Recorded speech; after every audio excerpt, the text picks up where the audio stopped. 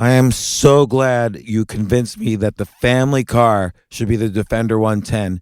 It is so beautiful inside, it's so comfortable, and it just feels indestructible. Yes, it really is. I've been waiting a long time for the new model to come out. The Defender 110, I'm telling you, it's my favorite car of all times. It's my third one.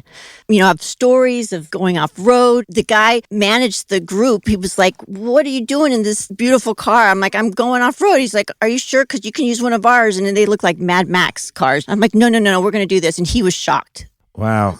Well, it's great because the Defender has been reimagined for 21st century adventure, and its unparalleled off-road ability, as well as its robust interior, are invaluable whether you're headed towards uncharted territory or just a weekend of exploration. The Defender 110 tackles challenging surroundings with absolute confidence. The SUV conveys strength outside and in, featuring peerless technology like an intuitive driver display and an award-winning infotainment system. That's my favorite part, to keep you connected no matter where the journey takes you. Adventure is unique to everyone, and so is the Defender. Choose from the two-door Defender 90, the four-door Defender 110, or the larger Defender 130 with the ability to seat up to 8 passengers. You'll find uncompromising performance in all three. So pack up and go even further with the Defender 110. Learn more at LandRoverUSA.com/Defender. Sometimes it takes a different approach to help you unlock your true potential. Capella University's game-changing FlexPath format helps you learn at your own pace and fit earning a degree into your life. From before you enroll to after you graduate, you'll be supported by people who are invested in your success so you can pursue your goals knowing that help is available if you need it. Imagine your future differently at capella.edu.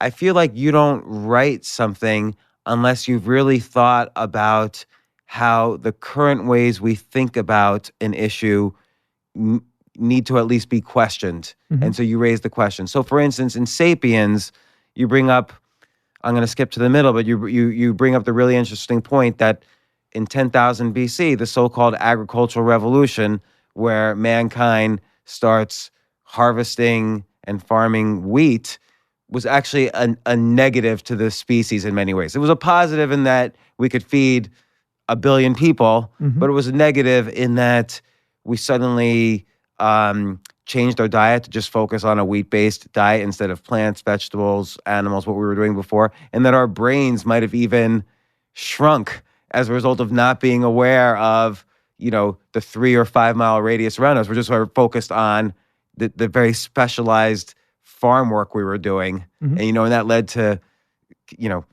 city-states and kingdoms and wars and so on as we kind of, fought each other for resources. So all this became like a net negative. Basically, for most people, life just became harder.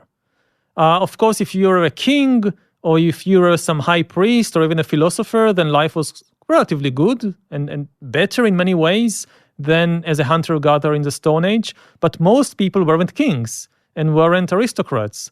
They were peasants and farmers and herders, and their life in many ways was much harder than before. Physically, you work much harder.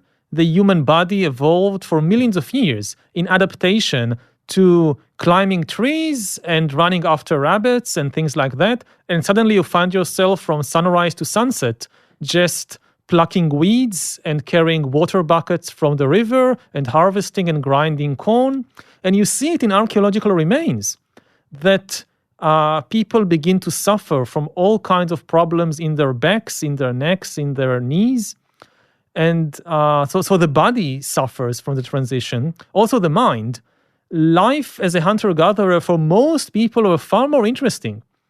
If you have to choose, even today, between going to the forest to look for mushrooms or carrying water buckets from the river all day or working as a cashier in a supermarket all day, I think that going to the forest to look for mushrooms is far more interesting. I mean, even today... Particularly depending on what mushrooms you're looking for. Even if you look just for the ordinary kind, the edible ones to fill your stomach, rather than to change your mind, still it's more interesting. I mean, even than most people, what most people do today. Of course, it comes with all kinds of difficulties and dangers. In the forest, you have snakes, you have tigers, you have to be alert all the time. But that also means that just by necessity, you develop kinds of alertness and sensibility that most of us have lost over the last 10,000 years. When you go to the forest to look for mushrooms, you have to be extremely present. You have to be aware of every sound, of every smell, because this can be a dangerous signal, a warning signal that a tiger is coming. If, on the other hand, you today go to the supermarket to buy your groceries, you don't need to be so alert. There are no tigers lurking between the cornflakes or whatever, so you can Tony just... the tiger. Have you ever that's seen? true. That's one tiger that lurks there, but he's not going to eat you. You're going Right. to hit him, and so you can just go there and stare at your mobile phone while you're doing it, texting messages, and not even being present in the supermarket. So, in terms of these basic human skills, to be present, to be able to listen, to be able to smell, to be able to taste, life was much more colorful and rich 10,000 years ago. And yet history will sort of pose this as a positive because we were able to grow to a civilization, a species of 8 billion people. Yeah, the species benefited enormously. If you look at it from the viewpoint of the species, then it's a net gain. But if you look at it from the viewpoint of a 3-year-old Chinese peasant girl who is dying from starvation 1,000 years ago, then it doesn't look so good. I mean, people as individuals paid an enormous price for our collective advance as a species. And most history books, of course, celebrate the advances of the species and tend to forget about the hard life of the individuals that make all this possible.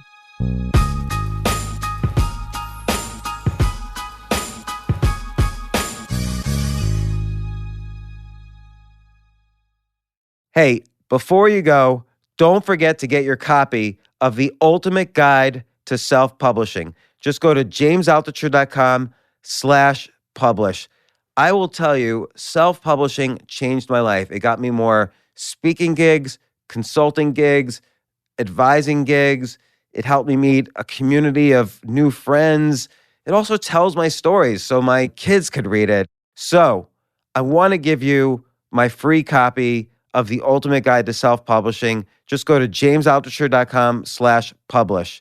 jamesAltucher.com/publish.